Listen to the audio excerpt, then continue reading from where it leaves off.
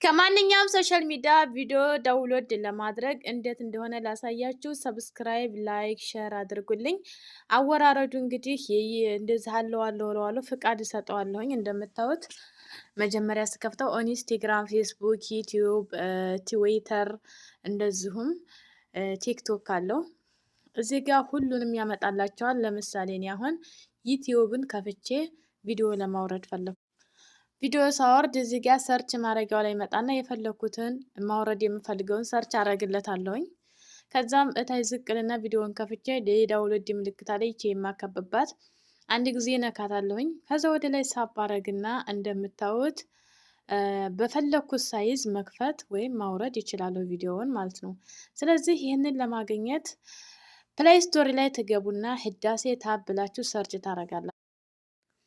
ከዛም ሰርች ታደርጋችሁ በኋላ ይችን አፕሊኬሽኗን ኦፕን እላታለሁኝ። ኦፕን ብዬ ወደ አፕሊኬሽኑ ሄዳለሁኝ።